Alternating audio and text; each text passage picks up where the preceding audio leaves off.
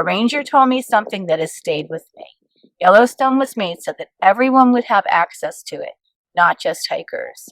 You don't have to hike to experience some of the most spectacular things this park has to offer. You just have to drive through.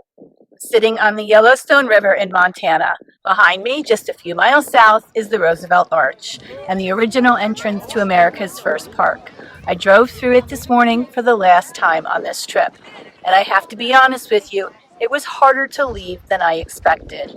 I spent 12 days total in Yellowstone National Park. I stayed in 3 different campgrounds, drove almost every road in the park, and experienced things I am still processing. A few weeks ago, I told you the story.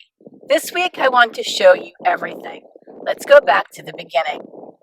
Hey, I'm Nancy, and Yellowstone is my 10th national park this year. I've been living and traveling full-time in my RV for over 3 years. I've covered almost 20,000 miles across 30 states. Deserts, forests, canyon rims, riverbanks, and beaches, with my Shih Tzu Willie as my co-pilot. I left a conventional life behind, sold my house, and built a life I love from scratch. This channel is where I document all of it. The beautiful parts, the hard parts, and everything in between. I'm making my own lane, and I'm glad you're here. I arrived in Yellowstone 2 days before I checked into my first campsite at Grant Village. I was staying just 2 miles south of the south entrance at a dispersed campground, which turned out to be a brilliant way to ease into the park before the summer crowds found me. Arriving early before peak hours, I had the roads almost to myself. I cannot recommend this strategy enough. If you can position yourself just outside the park for a few days before your reservation begins, do it.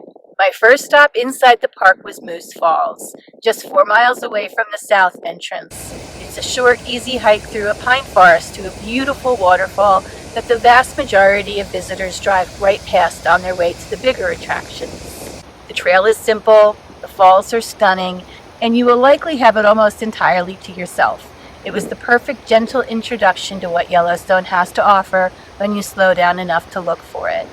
From Moose Falls, I continued north to Lewis Falls, about 30 minutes from the south entrance. This one is easy to find, and it's a quick stop, 10 minutes, but the kind of quick stop that stays with you. Lewis Lake is just nearby and worth a look as well, with its calm blue water and mountain backdrop. Then I drove to Old Faithful. I arrived in the early afternoon on a sunny, uncrowded weekday, timing that I deliberately planned for and that I would recommend to anyone. Parking lot at Old Faithful can be absolute chaos on summer weekends, so going midweek or early or late in the day makes the whole experience better. I found a front row seat on the benches surrounding the geyser and settled in to wait. While I was waiting, something unexpected happened. Beehive Geyser, which sits just a short walk away in the upper geyser basin, erupted right while I was getting out of my car. Beehive is taller and more dramatic than Old Faithful in many ways, and it erupts unpredictably, sometimes only once or twice a day. Seeing it without planning for it felt like a gift. Old Faithful itself, I'll be honest with you, the first eruption I witnessed was on the smaller side. Eruptions vary in height and duration depending on the interval between them. What I can tell you is that sitting in that crowd of strangers, all of us waiting together, all of us from completely different places and backgrounds, all of us there for exactly the same reason. That part was worth everything.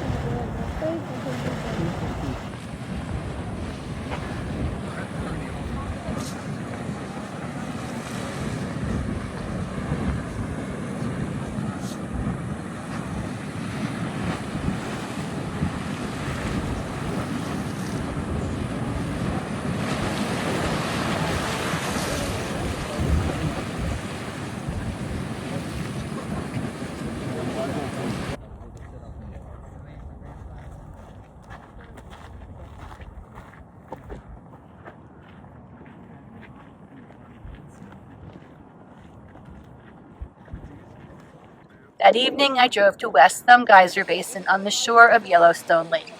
West Thumb is one of the most underrated stops in the entire park.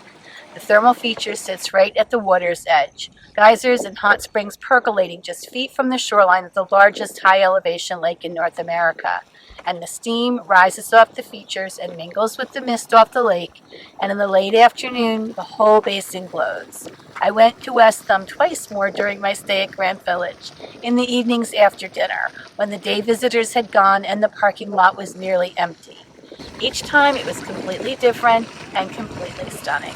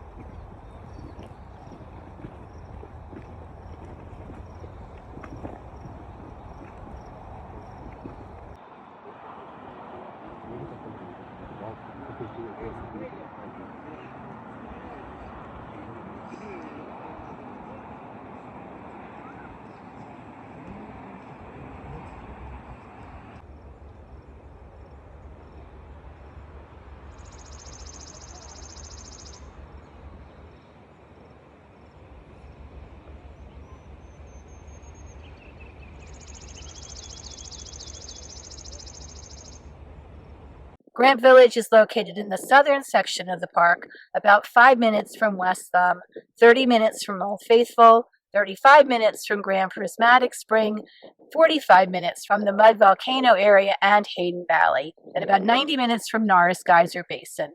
It's an excellent base camp for exploring the southern and central part of the park. The campground itself is well organized and fully equipped.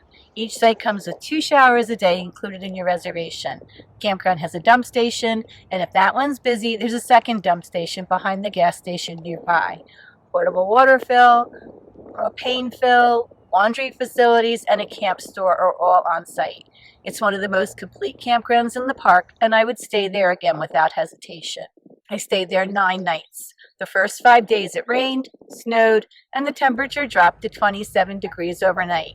But when the weather finally broke, I made up for lost time. Hayden Valley is one of the premier wildlife viewing areas in Yellowstone, and it lived up to every bit of its reputation. The valley floor is wide and open. The Yellowstone River winds through it, and the wildlife, bison herds, elk, American white pelicans, and if you're patient and lucky, bears and wolves move through it constantly. I went at dawn and I went again in the late afternoon, which are the 2 best times for wildlife activity. The Hayden Valley Drive from Grant Village takes you north through some of the most beautiful open landscape in the park. On the same drive, the Mud Volcano area sits just at the north end of Hayden Valley and is absolutely not to be missed. I'm at the Mud Volcano area, and yeah, there's a garbage can right there. So I'm going to go in here, but it's just a little overwhelming to look at this and how close it is. And I stopped a few minutes ago to look at the rapids, and I heard some bubbles, and the ground around you is just so volatile, and it's everywhere. It's just steam everywhere. It's crazy. So I'm gonna get out and do the hike, but it's right there. That's how volatile this ground is. That's the only word I can think of to describe it. It's just all around you and everywhere. This is where Yellowstone's thermal activity gets genuinely dramatic. Dragon's Mouth Spring roars. You hear it before you see it. A deep churning sound like something massive breathing underground, and then you're at the railing looking into a dark cave opening where the water surges and retreats in violent rhythmic pulses.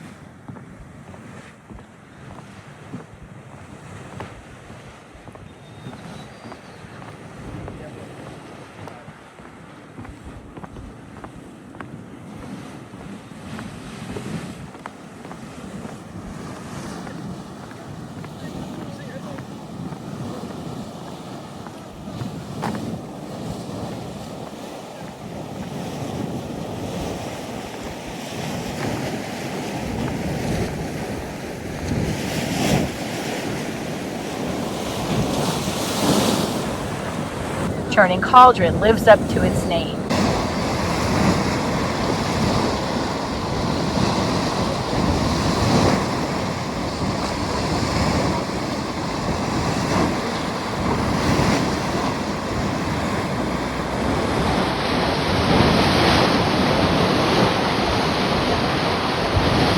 And Sour Lake, where the water temperature is extraordinarily high and the sulfur smell is so strong, is where I encountered 3 bison settled right in at the water's edge.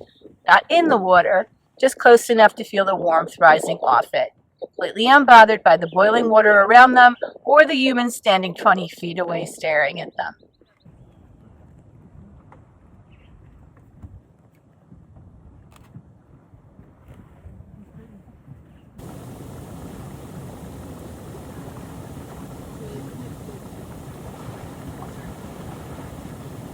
Grand Prismatic Spring is the largest hot spring in the United States and the 3rd largest in the world. The Overlook Trail leaves from the Fairy Falls trailhead, about 1.2 miles round trip, and gives you the elevated view that you've seen in every Yellowstone photograph.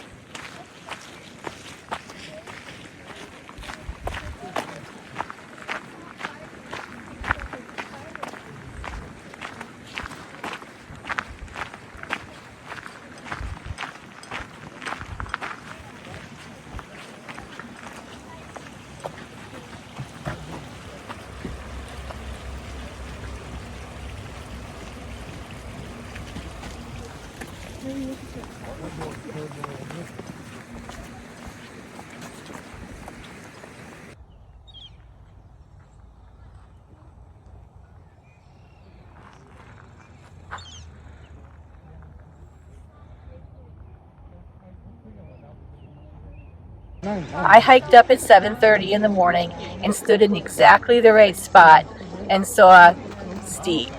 Nothing but steep. The colors were completely hidden.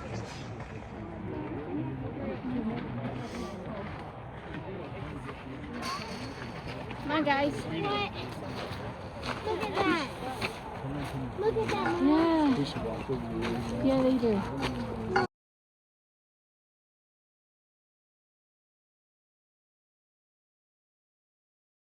I went back the day after July 4th, this time to the Midway Geyser Basin boardwalk at ground level, midday on a warm sunny day.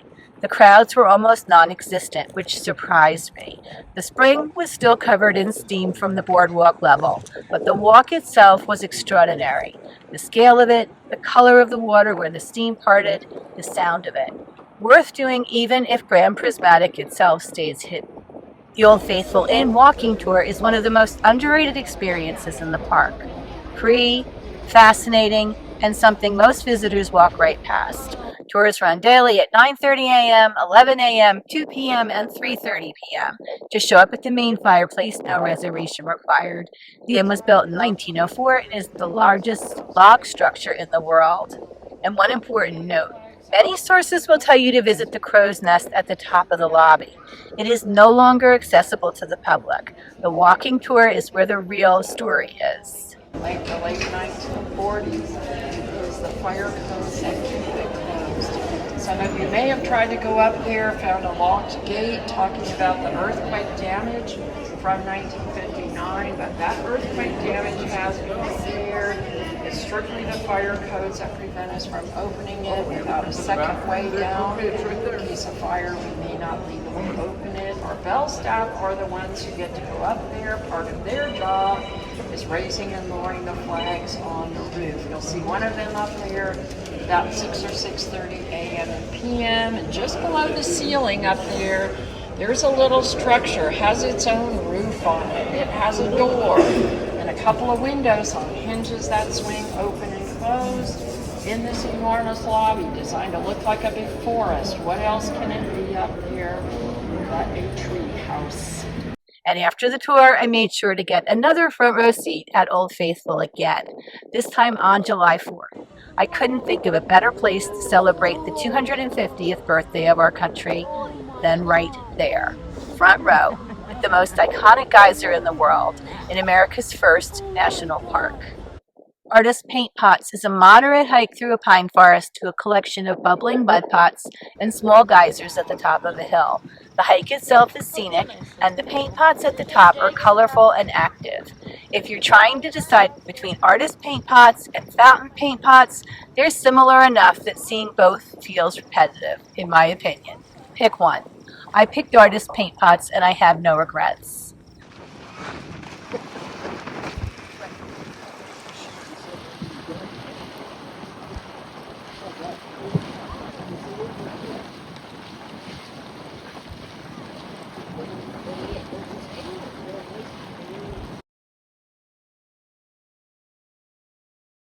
Norris Geyser Basin is the oldest and hottest thermal basin in Yellowstone.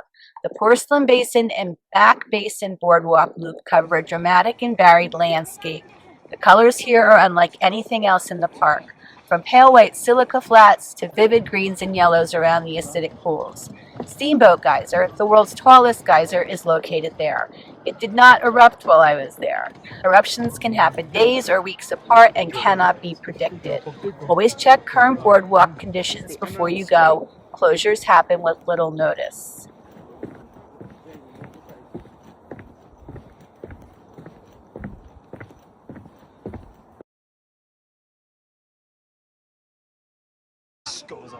Well, and it's like so hot, like all these trees are green. Yeah, I guess it's a good thing the wind doesn't blow this way. I mean, it would spray down on you. Really? You're feeling it? Yeah, you would feel it, but it wasn't.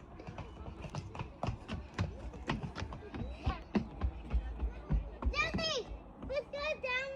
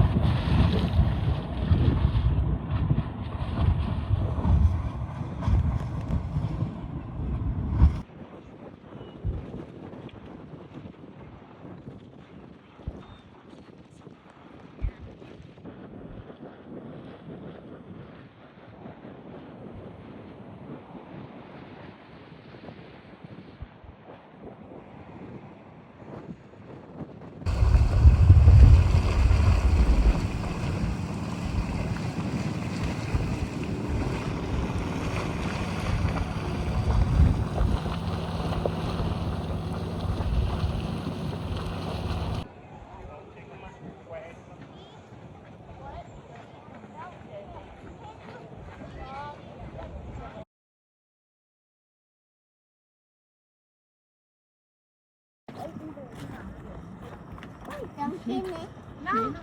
We better not dunk it out.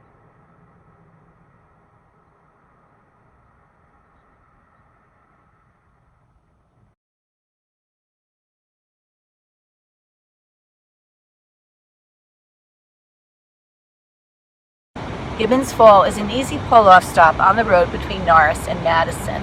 The Gibbon River drops 84 feet over a remnant of the Yellowstone caldera rim. It takes 5 minutes and the view is beautiful. Add it to your list as a stop if you have time.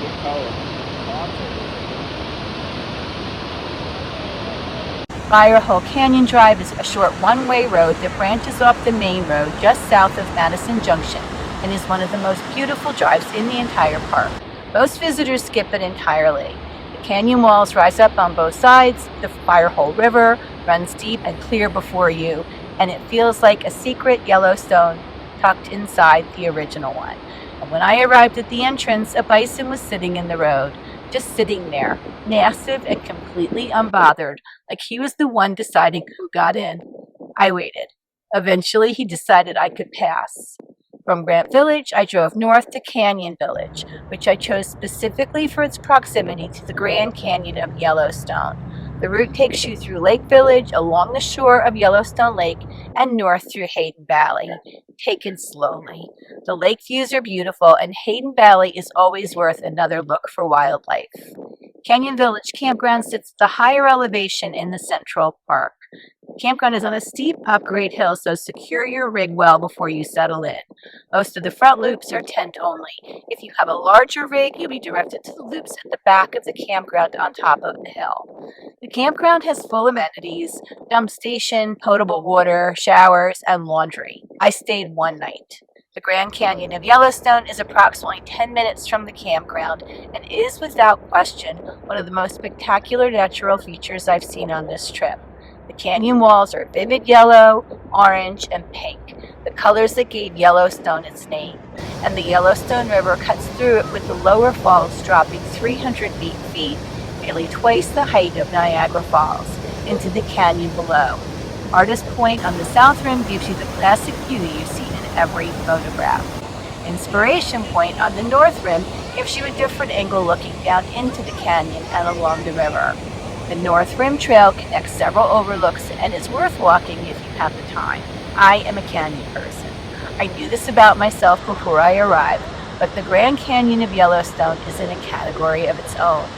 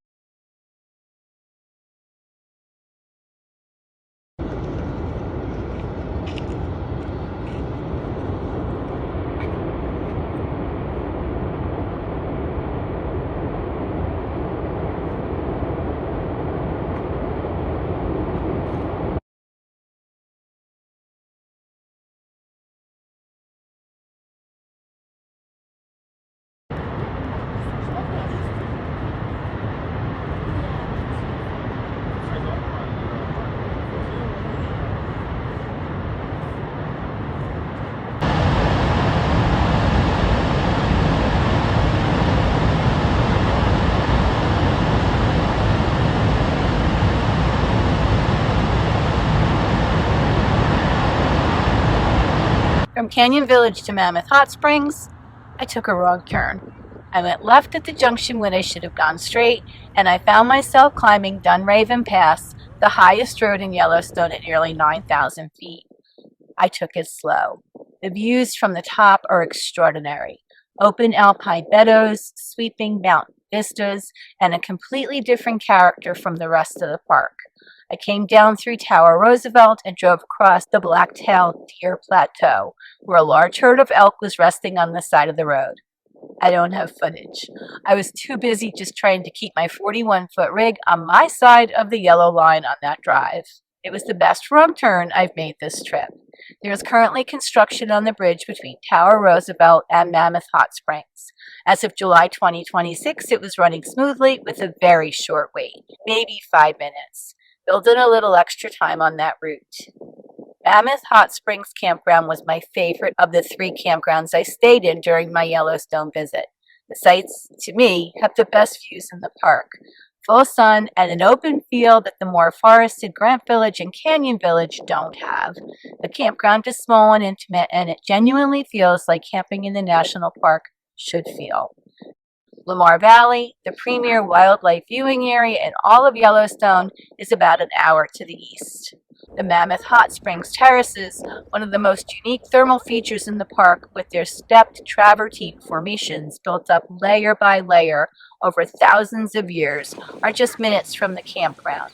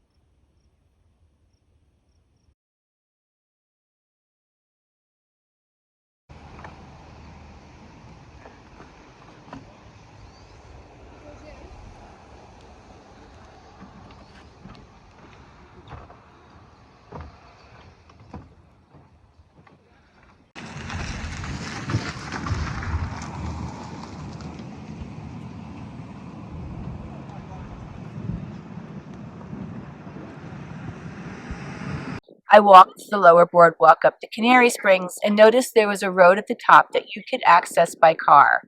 The next day, I took that road, and it is a beautiful, fun drive with sweeping views over the terraces and valley below. A ranger told me something that has stayed with me. Yellowstone was made so that everyone would have access to it, not just hikers. That road above the Mammoth Terraces and the Firehole Canyon Drive are just two examples of how true that is. You don't have to hike to experience some of the most spectacular things this park has to offer. You just have to drive through. There are some important practical things to know about Mammoth before you go. Unlike Grant and Canyon, Mammoth has no dump station and no laundry facilities. The campground lists potable water is available, but when I was there, most of the spigots were covered with plastic and not working. I didn't fully understand the severity of that situation until the morning I left, by which point I had no good options. Arrive at Mammoth with full water tanks and do not assume you'll be able to fill there. Everyone on YouTube shows elk wandering through Mammoth Village. I did not see a single elk the entire time I was there. Yellowstone is going to do what it does, on its own schedule. Go for the terraces and the location, not the elk.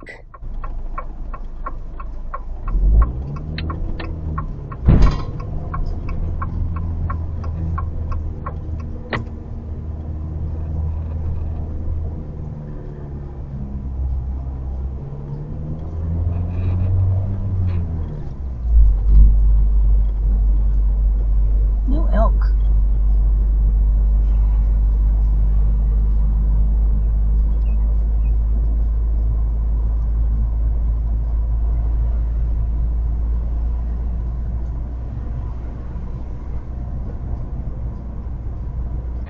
My last full day in Yellowstone, I set my alarm for 5:30 in the morning and drove to Lamar Valley in the dark. By the time I arrived, the valley was filled with low clouds, not rain, just mist settling into the wide open spaces between the mountains. The Lamar River wound through it quietly. The light was gray and soft, and the valley felt enormous and completely still. It was one of the most beautiful things I have seen on this trip, and I hadn't even seen an animal yet.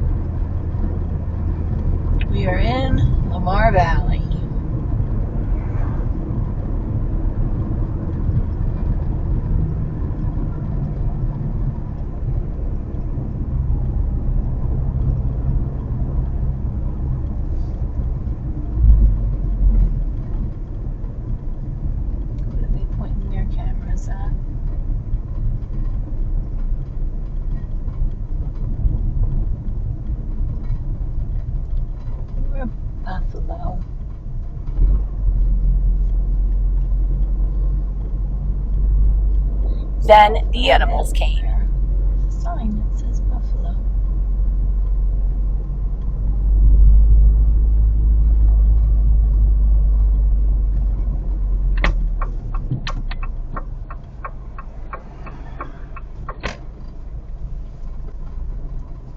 They're crossing the water. That's fun.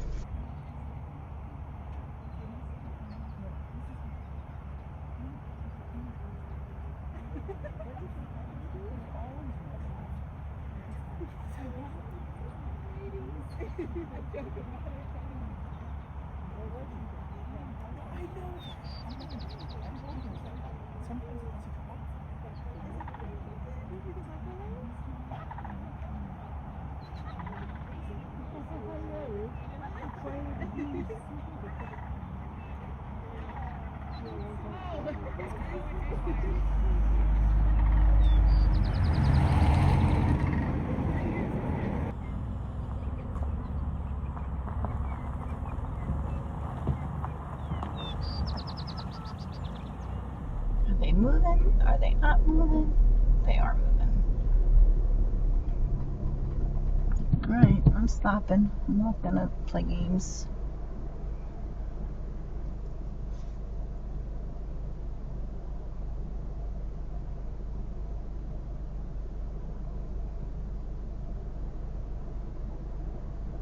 No, don't walk this way though. Just walk across the street.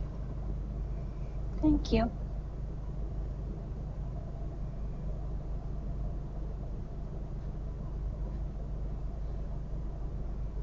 Oh, now they're not gonna move. Oh, he's charging.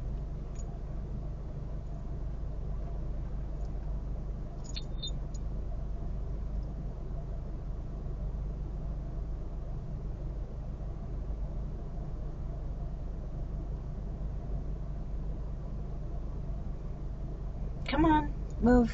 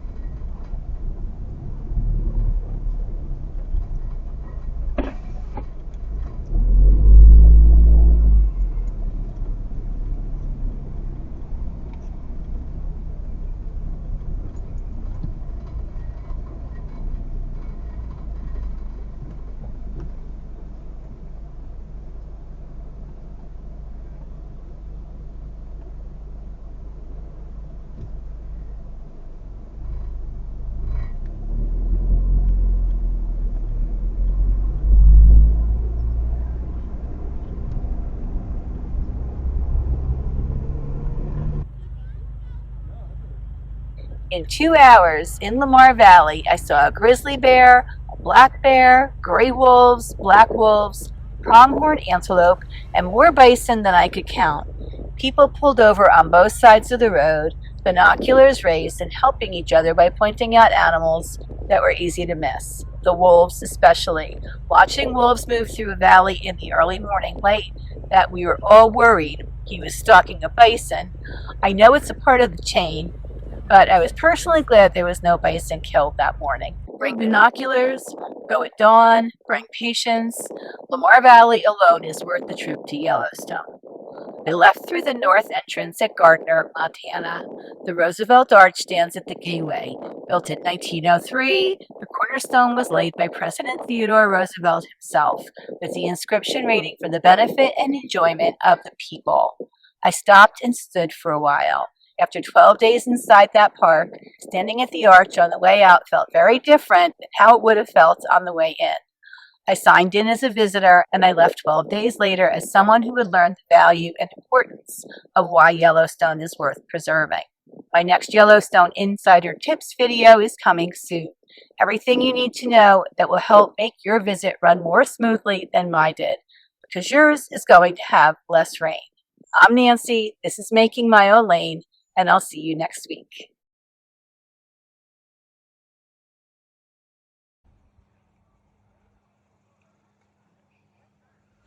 так вот можно